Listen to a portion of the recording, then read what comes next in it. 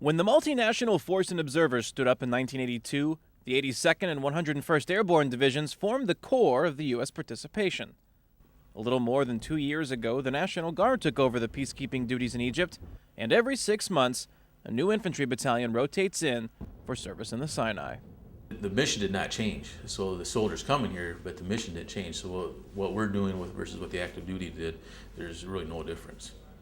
The first of the 125 Michigan National Guard is the latest infantry battalion helping implement the 1979 Treaty of Peace between Egypt and Israel.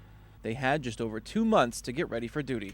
We were activated at the end of October. We went to an activation site back in the United States. There we went through testing to validate that we know all the soldiering skills.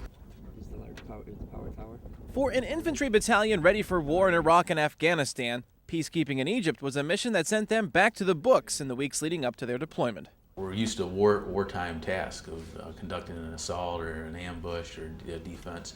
And so what we did is we transitioned after our regular annual training period and stopped any of the warfighting skills and tried to transition to peacekeeping skills.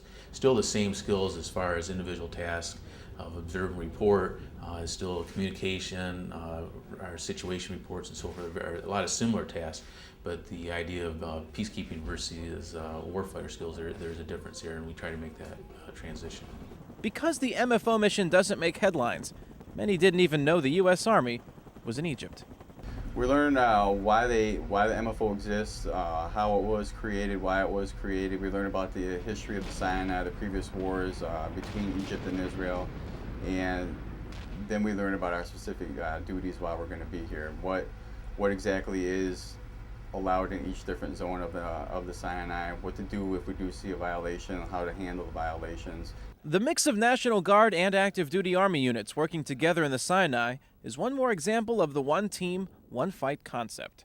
The soldiers that are down in the southern part of the Sinai in Sharm el-Sheikh and manning those sites from the Michigan Army National Guard, they do 6-month rotations. So by the time they will be ready to rotate out this summer, another National Guard unit will come in and fulfill their place. And it's always an infantry battalion that goes in to replace the infantry battalion from the National Guard that's down there on the southern side. What's so unique about Task Force Sinai is not only is it's a one Army concept. Can you tell they're National Guard? Can you tell they're active duty? You can't. One Army, one patch. As long as Egypt and Israel are committed to peace, National Guardsmen as well as regular Army soldiers are committed to keeping that peace, a peace that has endured for almost a quarter of a century.